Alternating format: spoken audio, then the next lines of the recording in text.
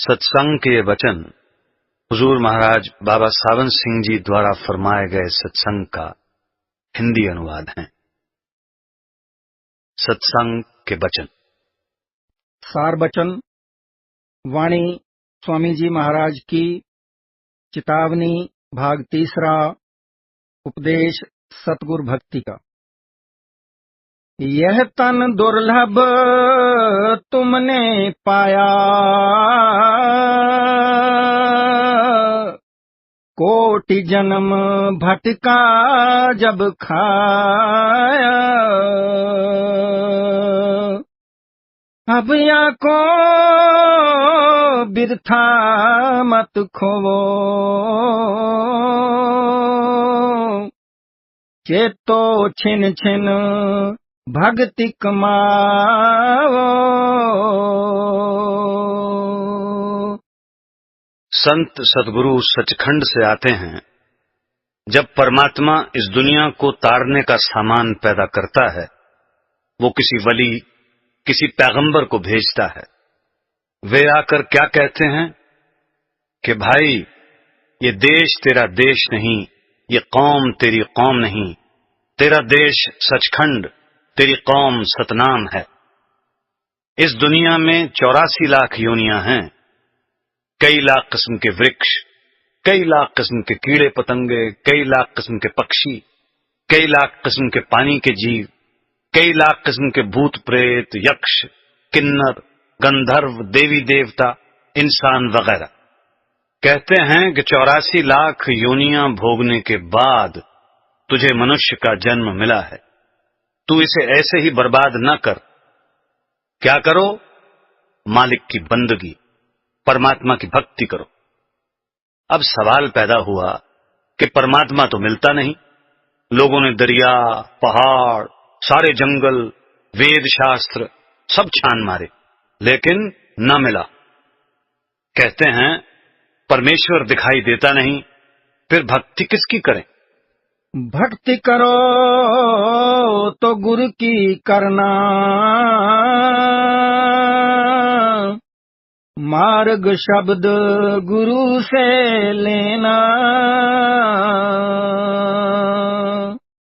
कहते हैं अगर मालिक से प्यार करना है तो गुरु से करो। सोचने वाली बात यह है कि जब तक हमें अकाल पुरुष नहीं मिलता, हमें किसके साथ प्यार करना चाहिए? सारी दुनिया को सामने रख लो। 5 क्लासें या जमातें हैं। सबसे पहले वो क्लास है जिसमें एक तत्व पूर्ण है। अगर आदमी तुलसी, पीपल की पूजा करे तो नीचे को गिरा।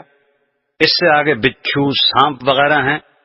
इनमें 2 तत्व पूर्ण, मिट्टी और आग, और बाकी मुर्दा यानी नाम मात्र हैं।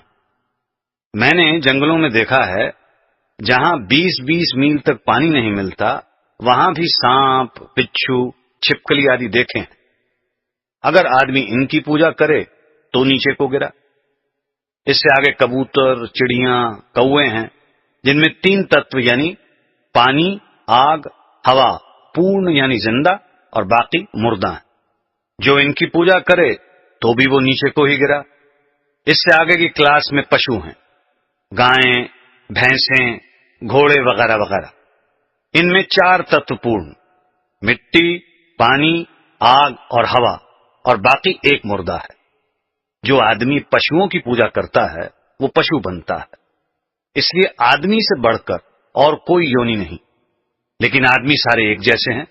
5 तत्व मेरे, 5 तत्व आपके, 5 तत्व उसके, 5 किसी और के। आदमी आदमी की पूजा करता नहीं, पूजा करे भी क्यों? यहां आकर दुनिया नास्तिक हो गई। वे कहते हैं जो आपका परमात्मा है, लाओ दिखाओ वो कहां है। लेकिन इसके आगे रास्ता है। किस तरह? जिस तरह एक कमरा है जिसमें एक बैटरी कलकत्ता या किसी और जगह से जुड़ी हुई है। वो बैटरी खबरें देती और लेती है। अगर उस कमरे में 10, 20, 50 और बैटरियां हों जिनकी तार जुड़ी हुई ना हो, तो क्या वे खबरें लेंगी? हरगिज नहीं। यही हाल संतों का है। उनकी बैटरी जुड़ी हुई है। हम उनके पास क्यों जाते हैं? क्योंकि उनकी बैटरी अकाल पुरुष के साथ जुड़ी हुई है। वे परमात्मा से खबरें लेते और देते हैं। वे हमारी भी तार जोड़ देंगे। इसलिए गुरु अर्जुन साहब कहते हैं, गुरु गुरु गुरु कर मन मोर, गुरु बिना मैं नाही होर, गुर परमेश्वर एको जान। जिनकी ये वाणी है, उन्होंने गुरु भक्ति का नमूना बनकर दिखा दिया। गुरु से प्यार करके अपना हृदय निर्मल किया।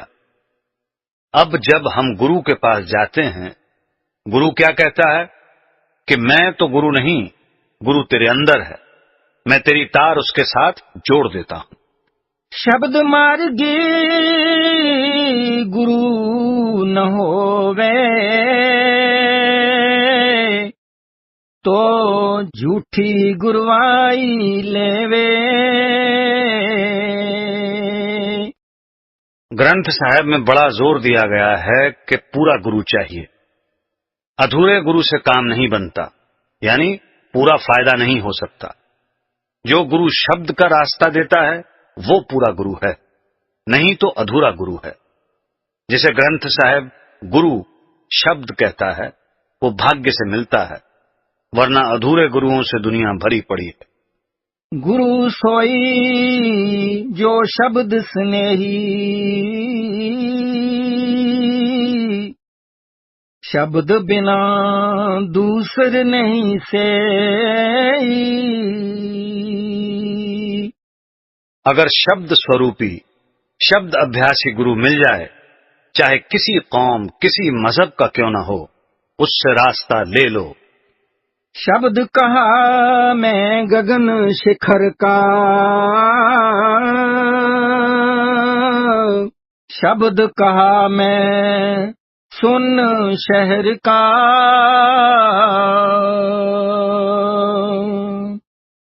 शब्द कहा मैं भंवर डगर का, शब्द कहा मैं अगम नगर का। कहते हैं, लिखने पढ़ने बोलने को शब्द नहीं कहते। वो जो शब्द गुरु देता है वो तुरिया पद में जाकर मिलता है। 9 द्वारों में से सूरज चंद्रमा तारों से रूह को निकालकर जब वो अभ्यासी तुरिया पद में जाता है तो वो शब्द मिलता है।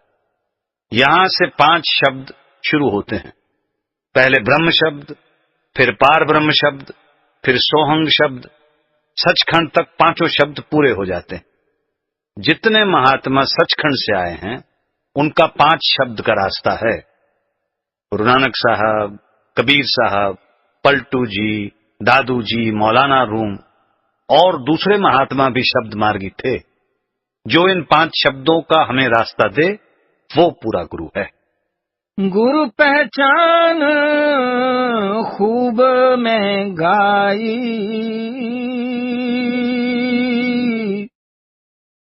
धोखा या में कुछ न रहाई।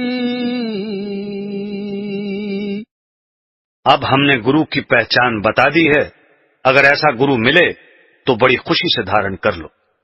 शब्द कमावे सो गुरु पूरा, उन चरणन की हो जा धूरा। अगर गुरु शब्द की कमाई करता है और शिष्यों को शब्द का रास्ता बताता है, ऐसा गुरु मिल जाए तो बड़ी खुशी से धारण करो। और पहचान करो मत कोई, लक्ष्य अलक्ष्य न देखो सोई। कहते हैं और पहचान करने की जरूरत नहीं। ये भी ख्याल न करो कि वो गृहस्थी है कि त्यागी है, हिंदू है कि मुसलमान है, चाहे किसी कौम किसी मजहब का क्यों न हो। शब्द भेद लेकर तुम उनसे, शब्द कमाओ तुम तन मन से।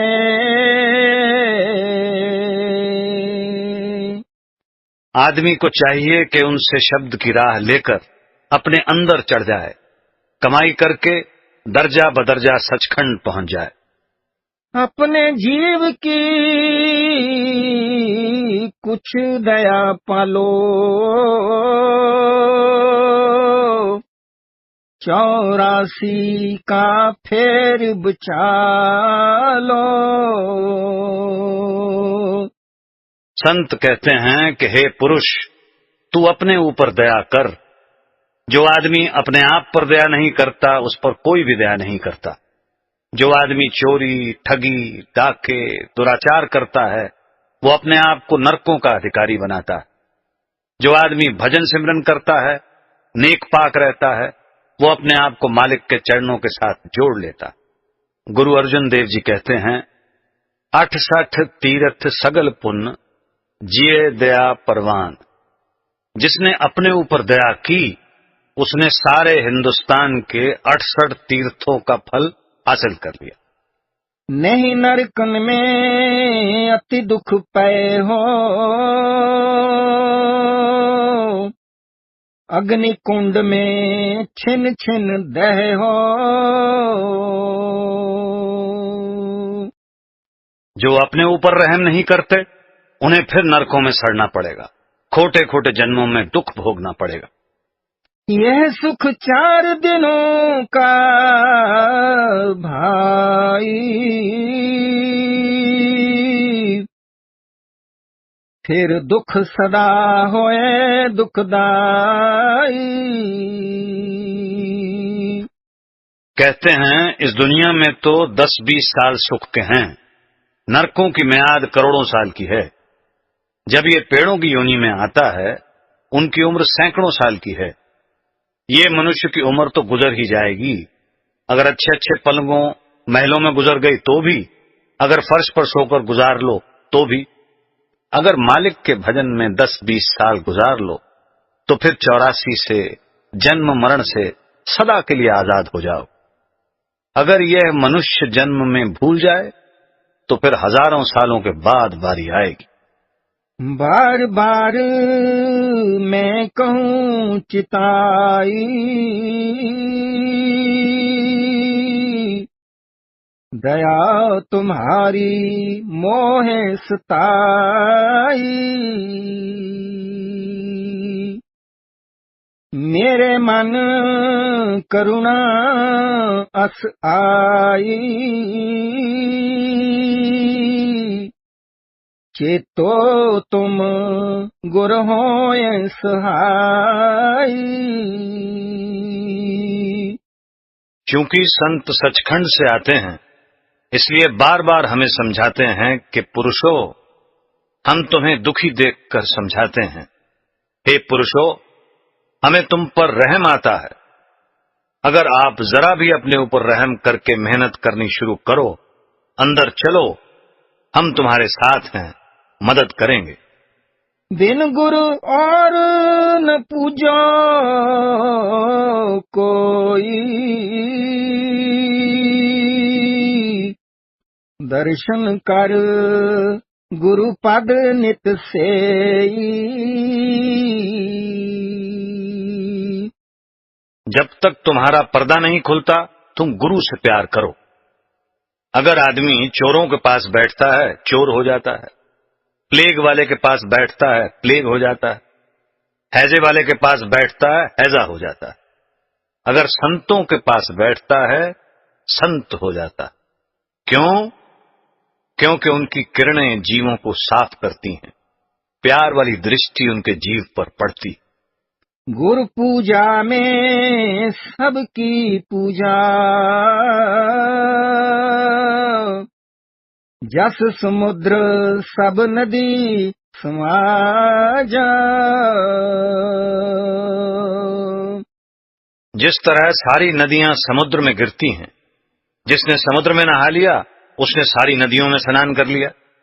इसी तरह सारे देवी देवता मालिक के अधीन हैं, सारे खंड ब्रह्मांड मालिक के हुक्म में हैं। अगर शिष्य ने गुरु से प्यार कर लिया, उसने सारे देवी देवताओं से प्यार कर लिया। देवी देवा ईश महेशा, सूरज शेष और गौर गणेशा,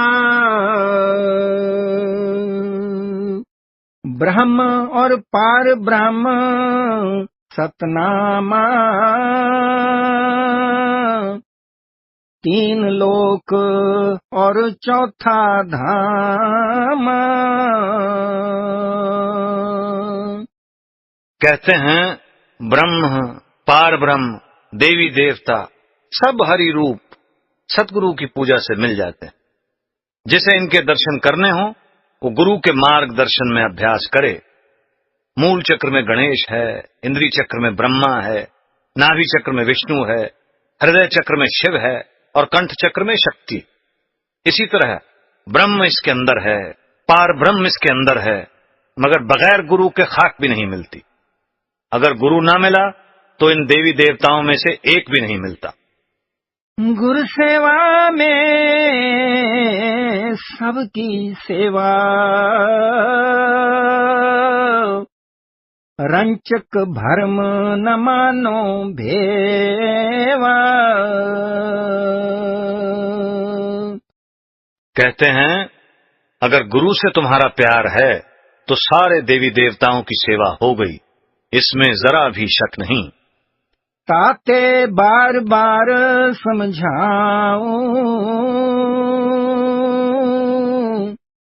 गुरु की भक्ति छिन छिन गाऊं। इसलिए हम तुम्हें बार बार गुरु की भक्ति करने पर जोर देते हैं। गुरु अंगद देव जी कहते हैं, जे 100 चंदा उगवे सूरज चढ़े 1000, एते चानन होंदियां गुर बिन कोर अंधार। लाखों सूरज चंद्रमा चढ़ जाएं, बाहर रोशनी हो जाएगी, मगर जब आंखें बंद करो तो अंदर अंधेरा है। गुरमुख होए गुरु आज्ञा बरते, गुरु बरती एक छिन में तरते।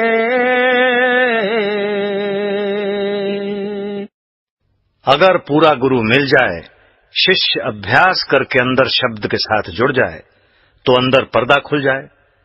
जो जीते जी मुक्ति है वो गिनती में है, बाकी सब ऐसे ही है। गुरु महिमा मैं कहाँ लग गाऊं,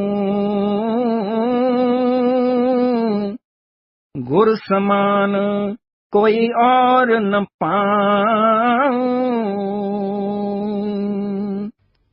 कहते हैं गुरु की महिमा कहाँ तक करें, गुरु के बराबर गुरु ही है और कोई नहीं। गुरु अस्तुत है सब मत माही, गुरु से बेमुख ठौर न पाई। दुनिया के सारे मतों में जो भी भजन सिमरन अभ्यास करते हैं गुरु की महिमा करते हैं। सारे वेद शास्त्र कहते हैं कि बिना गुरु ना किसी को परमेश्वर मिला न मिलेगा। भोग विलास हुकूमत जग की, धन और हाकिम के बस रहती। कहते हैं दुनिया की दौलत पैदा करने के लिए तुम लड़ाइयों में जाते हो, वो धन बाल बच्चों की सेवा में खर्च करते हो, वे बाल बच्चे साथ नहीं जाते। कहते हैं अगर इसका 10वां हिस्सा भी गुरु की सेवा में खर्च करो तो तुम्हारा जन्म समर जाए। हाकिम सेवा तुम कस करते, धन और मान बढ़ाई लेते।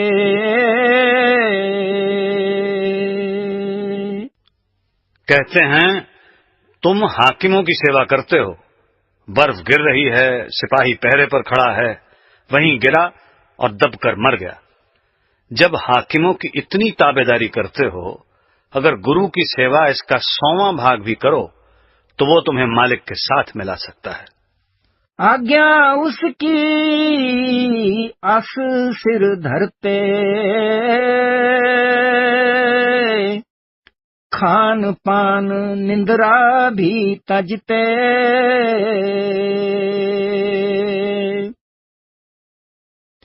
सो धन जोड़ किया क्या भाई, जगत लाज में दिया उड़ाई। कितना दुख उठाकर रुपया लाए, बेटे बेटियों के ब्याह शादियों पर खर्च कर दिया। सो जग की गति पहले भाखी, 4 दिन फिर है नहीं बाकी।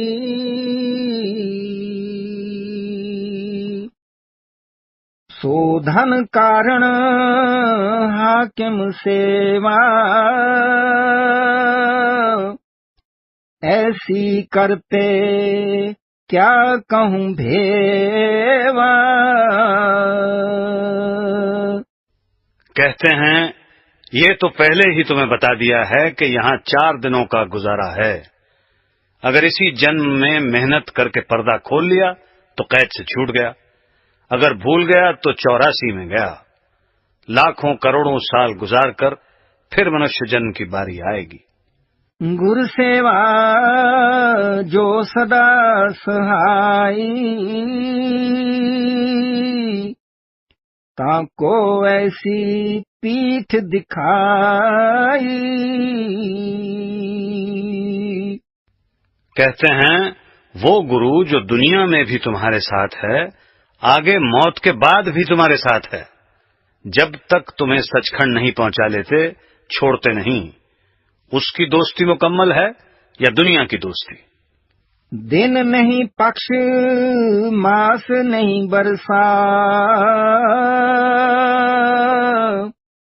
कभी न दर्शन को मन तरसा।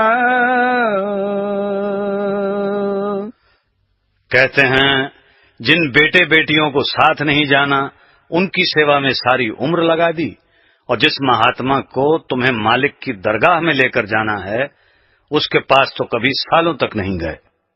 कहो कैसे तुम्हारा उद्धारा, नरक निवास दुख चौधारा। कहो फिर तुम्हारा उद्धार किस तरह होगा? तुम्हें कौन पहुंचाएगा? नरकों के दुखों से कौन बचाएगा? उस दुख में कहो कौन सहाई, गुर से प्रीत न करी बनाई। जब मौत आती है, घर वाले खड़े होते हैं, ये काला पीला होता है, रंग बदलता है। ये संबंधी साथ नहीं चलते, लेकिन गुरु साथ जाता है और मदद करता है। जो इसकी प्रतीत न लाओ, तो मन अपना यूं समझाओ।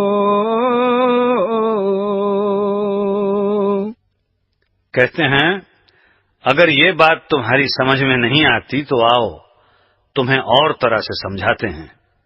रोग दुख नित प्रति सताई, मौत प्यादे हैं ये भाई। कहते हैं जो बीमारियां तुम्हें आती हैं, ये मौत की चिट्ठियां हैं। मृत्यु होने में नहीं कुछ संसार, वह तो करे सकल जीव हिंसा। यमदूतों को एक दिन तुम्हारी जान निकालनी है, इसमें कोई शक नहीं। ये किराए का मकान हमने लिया है, एक दिन छोड़ना है। यह हिंसा तुम पर भी आवे, एक दिन काल शीश पर धावे। जब सारी दुनिया को मरते हुए देखते हो, एक दिन तुम्हारी बारी भी आएगी। उस दिन का कुछ करो उपाय, धन हाकिम कुछ काम न आई। जिस दिन यहाँ से जाना है, ना ये धन साथ जाएगा, ना बेटे बेटियां साथ जाएंगे, केवल शब्द और सतगुरु साथ जाएंगे। लेकिन पूरा सतगुरु मिला नहीं, जिसे सतगुरु नहीं मिला उसे यमदूत ले जाएंगे। पर जो समझवार तुम होते, तो धन से कुछ कार्य लेते। कार्य लेना यह है भाई, गुरु सेवा में खर्च कराई। कहते हैं, अगर घर में तुम्हारे पास धन दौलत बढ़ जाए तो साध संगत की सेवा में लगाओ। कबीर साहब कहते हैं, जो जल बाढ़ है नाव में, घर में बाढ़ है दाम, दो हाथ लीचिए यही सज्जन को काम। किश्ती दरिया में जा रही है, अगर किश्ती में पानी आना शुरू हो जाए तो सयाना आदमी वही है जो दोनों हाथों से बाहर निकालना शुरू कर दे। किश्ती पार लग जाएगी, नहीं तो उसके डूबने में कोई शक नहीं। इसी तरह अगर घर में रुपया बढ़ना शुरू हो जाए तो मुनासिब यही है कि उसमें से कुछ हिस्सा खैरात यानी दान या गुरु की सेवा में खर्च करो तो धन सफल होगा। कहते हैं, अगर तुम्हारे पास धन दौलत बढ़ जाए तो क्या करो? अगर बुरे कामों में, विषय विकारों में खर्च करोगे तो नरकों में जाने का सामान करोगे। अगर अच्छे कामों में खर्च करोगे तो कमाई सफल होगी। गुरु नहीं भूखा तेरे धन का, उन पे धन है भक्ति नाम का। कहते हैं, श्रेष्ठ धन कौन सा है? जो गुरु की सेवा में खर्च होता है। लेकिन गुरु शिष्य की सुई तक नहीं लेता, अगर लेता है तो गुरु नहीं। अब ये सत्संग घर बना है, इसमें आप बैठे हो, आराम करते हो। गुरु नानक साहब कहते हैं, गुर पीर सदाए मंगन जाए, ताकै मूल न लगिए पाए, काल खाए किछ हथों दे, नानक राह पछाने से। अपनी नौकरी करे, खेती या मजदूरी करके अपने बाल बच्चों को पाले। संत नामदेव जी ने कपड़े रंगे, गुरु अर्जन साहब ने छरटा बसाया, गुरु तेग बहादुर ने कीरतपुर आबाद किया। शिष्यों का धन गुरु अपने खाने पीने पहनने में खर्च नहीं करता। गुरु के पास नाम का धन है। दुनिया के धन का उसे क्या करना है? हां, वो चाहता है कि साध संगत की सेवा में लग जाए। पेशावर में बाबा कहान रहता था। जब मैं पेशावर जाता था, वो हर बार मुझसे कुछ न कुछ रुपए मांगता था और लेकर बच्चों और गरीबों में बांट देता था। मैं लड़ाई में गया, वहां राशन सरकारी था और भत्ता वगैरह मिलाकर 2000 रुपया लाया। जब उस बाबा के पास पहुंचा तो कहने लगा कि मुझे इस बार 20 चिट्टे चिट्टे यानी सफेद सफेद और गोल गोल लेने हैं। मैंने कहा, बाबा तू लालची हो गया है। उसने दोबारा कहा कि 20 लेने हैं चिट्टे चिट्टे। मैंने निकाल कर आगे रख दिए। कहने लगा, उठा लो, तुम्हारा दिल टूट जाएगा। देख लो, मैं आप नहीं खाता, ये देखो मैं तुम्हारे सामने गरीब लड़के लड़कियों में बांट देता हूं। मैं चाहता था कि तुम्हें ये रुपए हजम हो जाएं। अगर रुपया साध संगत की सेवा में लगता रहे गृहस्थी पर न कभी मुकदमा बनता है, न कोई बीमारी आती है। नहीं तो कोई मुकदमा पड़ गया, बीमारी आ गई, हिसाब वहीं का वहीं रह गया। जिसके पास नाम की दौलत है वो दुनिया की फनाह दौलत से कब प्यार करता है। पर तेरा उपकार करावे, भूखे प्यासे को दिलवावे। गुरु तुझ पर उपकार करता है, भूखे को प्यासे को दिलवाता है। कोई मकान बनवा दिया ताकि इसका रुपया सार्थक हो जाए। जो दौलत इस तरह निकलती रहती है वो आदमी की अपनी है।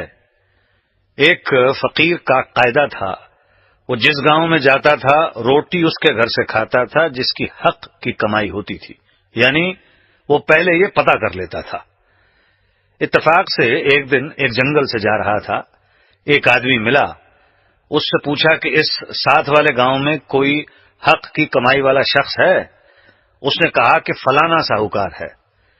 फिर पूछा कि उसके पास कितना रुपया है। कहने लगा कि 1 लाख के करीब। उसके कितने पुत्र हैं? 4। जब वहां पहुंचा कहा कि लाला जी रोटी खानी है।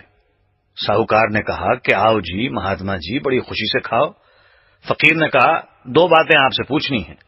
हुक्म करो। साहूकार ने कहा आपके पास कितना रुपया है?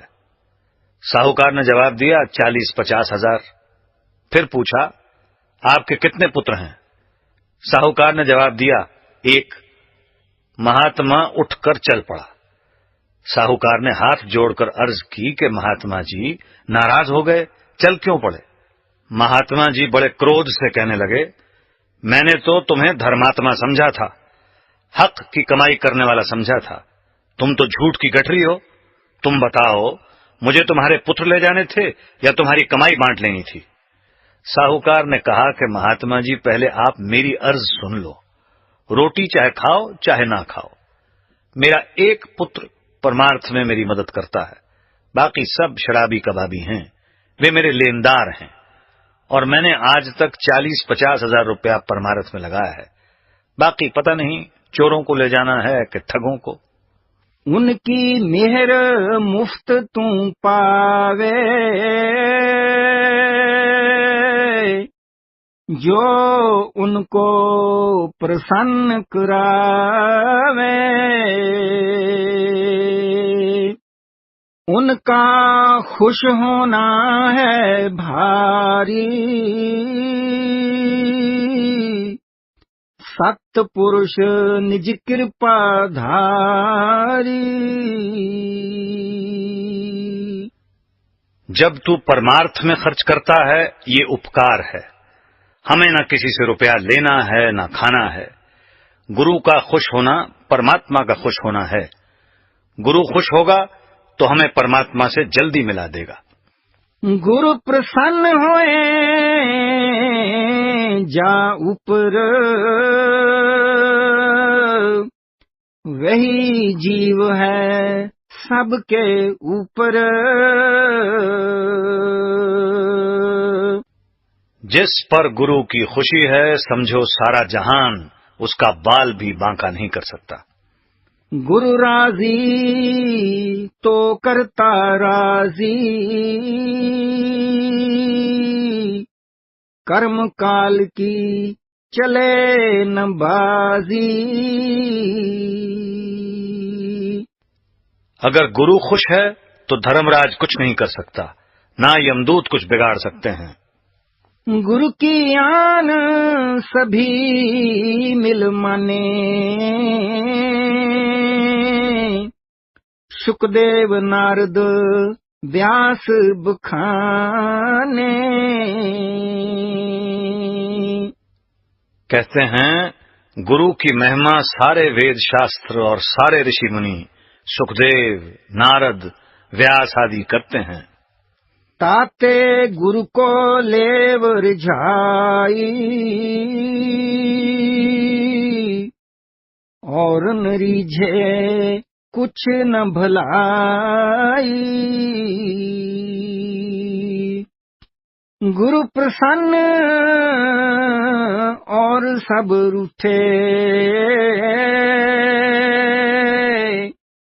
तो भी उसका रोम न टूटे। कहते हैं बड़ा काम ये है कि गुरु को खुश कर लो, चाहे सारी दुनिया रूठ जाए परवाह न करो। अगर सारा संसार रूठ जाए तो भी परवाह नहीं, लेकिन गुरु को खुश कर लो। और उनको प्रसन्न जो करता, गुरु से द्रोह घात जो रखता।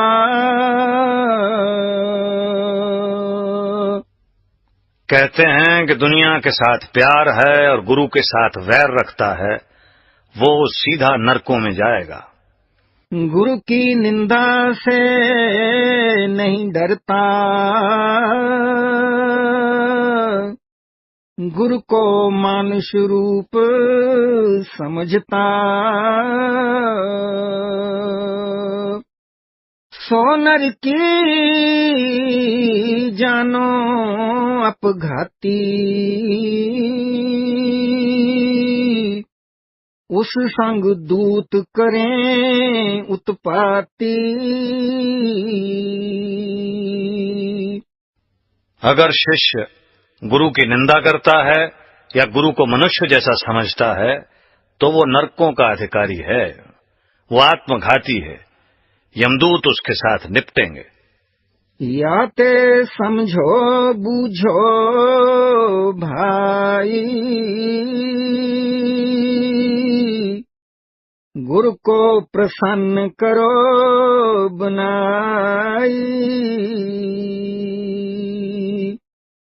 कुल कुटुंब कुछ काम न आई, और बिरादरी करे न सहाई। इसे अंदर खंडों ब्रह्मांडों पर ले जाने वाला कोई नहीं, ना बिरादरी, ना भाई बहन, ना कोई और। यह तो 4 दिन के संगी, इन निज स्वार्थ में बुद्धि रंगी। कहते हैं ये जितने रिश्तेदार हैं ये तो अपनी गरज के बंधे हुए हैं। कभी माँ चली गई, कभी भाई चला गया। लज्जा डर इनका मत करो, गुरु भक्ति में अब चित धरो।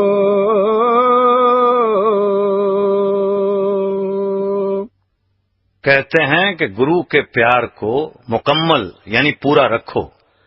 इन रिश्तेदारों के प्यार की, शर्म हया की परवाह न करो। बादशाह फर्रुखसियर के जमाने में एक सिख के सिर का 200 रुपया मिलता था। सिखों की जान पर बनी हुई थी, लुक छिप कर गुजारा करते थे। लोगों ने औरतों के सिर काट काट कर पेश कर दिए कि ये सिखों के बच्चे हैं। फर्रुखसियर चाहता था कि सिखों का बीज ही नाश कर दे। इत्तेफाक से जंगल में छिपे हुए 400-500 सिख फौज ने पकड़ लिए, उन्हें बादशाह के सामने पेश किया। बादशाह ने उनके कत्ल का हुक्म दे दिया। उनमें एक सिखों का छोटा सा लड़का था, वो 4-5 खानदानों में एक ही था। उसकी मां को पता चला, वो वजीर की औरत से मिली। वजीर की औरत ने वजीर को कहा, वजीर ने बादशाह से कहा। बादशाह ने कहा कि अगर ये कह दे कि मैं सिख नहीं तो मैं छोड़ दूंगा। जिस वक्त वे सारे सिख बादशाह के सामने आए, उस औरत ने कहा कि ये लड़का मेरा है। बादशाह ने उस लड़के से कहा कि तू कह दे कि मैं सिख नहीं। लड़के ने कहा, मैं सिख हूं, मैं सिख हूं, मैं सिख हूं। आज अल्लाद सबसे पहले मुझे कत्ल कर, ताकि मेरी मां को देर तक दुखी न होना पड़े। इस कदर विश्वास और भरोसा शिष्यों के अंदर होना चाहिए। कैसी जबरदस्त गुरु भक्ति है। गुरु सहायता यहाँ वहाँ करें, उनसे करता भी कुछ डरे।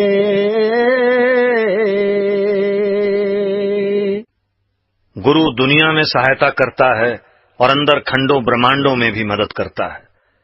काल भगवान भी गुरु के शिष्यों को छेड़ नहीं सकता, डरता है। एक साहूकार नंबरदार का कायदा था कि वो अपने आसामियों से सूद दर सूद लिया करता था। एक दिन वो एक जमींदार के घर अपने नए मामले का फैसला करने गया। जमींदार ने बहुत जोर लगाया, लेकिन उसने एक न मानी। उसके पशु, बछड़े और जो अनाज था सारा ही ब्याज में गिनगिना लिया, एक कौड़ी न छोड़ी। जमींदार ने भी दिल में कहा कि अच्छा लाला, अब जा और अपना बिस्तरा ले जा। वो मजदूर ढूंढता फिर रहा था, क्योंकि जमींदार ने उसके सलूक से मजदूर लाकर नहीं दिया था। अब गांव में मजदूर कहां से मिले। एक महात्मा बैठा भजन कर रहा था। वो कहने लगा कि मैं तुम्हारा बिस्तरा ले चलता हूं, पर एक शर्त है कि या तो तू मालिक परमात्मा के भजन सिमरन की बातें करता चल और मैं सुनता जाऊंगा, या मैं करता चलता हूं और तू सुनता जा। लाला ने सोचा कि ये कौन सी मुश्किल बात है, ये बातें करता जाएगा, मैं हां हां करता जाऊंगा। उस महात्मा ने उसका बिस्तरा उठा लिया और दोनों बातें करते हुए चल पड़े। जब उसका गांव आ गया, साधु ने कहा कि लो लाला जी, मैं अब जाता हूं। साधु ने दिल में सोचा कि ये क्या याद करेगा कि मेरा किसी साधु से वास्ता पड़ा, इसे कुछ करामात दिखानी चाहिए। साधु ने कहा कि आज से इतने दिन के बाद तेरी मौत हो जाएगी। तेरी सारी उम्र में कोई श्रेष्ठ कर्म नहीं। ये जो 1 घंटा मेरे साथ बातें की हैं, ये है श्रेष्ठ कर्म। तुझे यमदूत ले जाएंगे और पूछेंगे कि तुझे इस 1 घंटे के सत्संग का फल पहले लेना है कि बाद में। तू कहना कि पहले, और फल ये मांगना कि मुझे उसी महात्मा का दर्शन कराओ, फिर जो होगा तू देख लेगा। जब मौत आई, धर्मराज के यमदूत आए और साहूकार को पकड़कर ले गए। जब पेश हुआ, धर्मराज ने चित्रगुप्त को कहा कि इसका एमालनामा यानी कर्मों का लेखा देखो। उन्होंने कहा कि इसका कोई श्रेष्ठ कर्म नहीं। धर्मराज ने फिर कहा कि फिर देखो, शायद कोई श्रेष्ठ कर्म हो। उन्होंने विचार करके कहा कि एक महात्मा के साथ इसने 1 घंटा बातें की हैं, सत्संग किया है। धर्मराज ने पूछा कि तू इसका फल पहले लेना चाहता है कि बाद में। साहूकार कहने लगा कि पहले दे दो, और ये कि जहां वो महात्मा है मुझे वहां ले चलो। बाहर से महात्मा का शरीर यहां इस दुनिया में होता है, लेकिन उनकी सूरत खंडों ब्रह्मांडों पर रहती है। यमदूत साथ गए और वहां ले गए। महात्मा ने कहा, भाई साहूकार, तू आ गया है? साहूकार ने कहा कि जी हां, आपकी कृपा से आ गया हूं, पर वे यमदूत बाहर खड़े हैं। अब जहां मालिक का भजन सिमरन हो, वहां यमदूत नहीं जा सकते। साहूकार को अंदर गए काफी देर हो गई। उसका 1 घंटे के सत्संग का फल खत्म हो गया। यमदूत बाहर खड़े हैं और आवाजें और इशारे देकर बुलाते हैं, लेकिन वो बाहर नहीं आया। यमदूत आखिर हार कर चले गए और धर्मराज के आगे जाकर शिकायत की कि अजी वो नहीं आता। धर्मराज ने कहा कि वहां न मेरा गुजारा है न तुम्हारा, इसलिए अब तुम उसका ख्याल छोड़ दो। साधुओं के 1 मिनट के सत्संग के बराबर कोई कर्म नहीं। सत्संग से काल भी डरता है, धर्मराज भी। इसी सिलसिले में गुरु अर्जुन देव जी फरमाते हैं, जह साधु गोविंद भजन कीर्तन नानक नीत, ना हऊ ना तू ना छुट है, निकट न जाइयो दूत।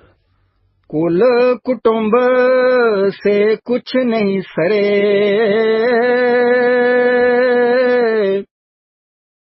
इनके संग नरक में पड़े। धर्मराज के यमदूत तो केवल मौत के वक्त आते हैं, पर ये रिश्तेदार तो जिंदा यमदूत हैं। इनके लिए क्या क्या नहीं करना पड़ता। कार्य मात्र बरतो इन माही, बहुत मोह में बहु दुख पाई। हाँ, बाल बच्चे छोड़ने नहीं, उनके साथ व्यवहार रखना है, लेकिन जो असली प्यार है वो गुरु के साथ होना चाहिए। ताते सतसंग सतगुरु सेवो, नाम पदार्थ दम दम लेवो।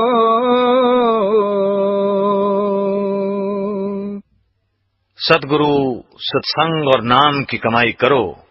इस दौलत को भी साथ साथ इकट्ठा करते जाओ और साथ साथ गृहस्थ भी निभाओ। गुरु समान और नाम समाना, तीसर सत्संग और न जाना। कलयुग में मुक्ति के 3 उसूल हैं। अव्वल गुरु, दूसरा सत्संग और तीसरा नाम की कमाई। सारा ग्रंथ साहब इन तीनों की महिमा करता है। इनसे सब कार्य हुए पूरे, कर्म काट पहुंचो घर मूरे। इनसे मुक्ति हो सकती है, जन्म मरण खत्म हो सकता है और दुनिया में भी सुख ले सकते हो। यह कहना मेरा अब मानो, नहीं अंत को पड़े पछतानो।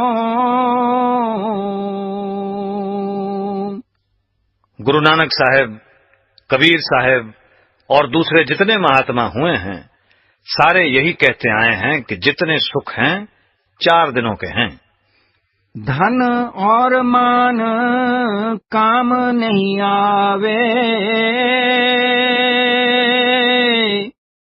हुक्म हाकिमी सभी नसावे। न धन साथ जाता है, न ये बादशाहत और न ही हुकूमत साथ जाएगी। ताते कुछ भक्ति कर लीजे, यह भी सुफल कमाई कीजे। जिस तरह हमारे घर के सारे काम जरूरी हैं, इसी तरह मालिक का भजन अति जरूरी है। इसलिए 100 काम छोड़कर भी मालिक का भजन कर लो। धन और मान काम नहीं आवे, हुक्म हाकिमी सभी नसावे। ताते कुछ भक्ति कर लीजे, यह भी सुफल कमाई कीजे।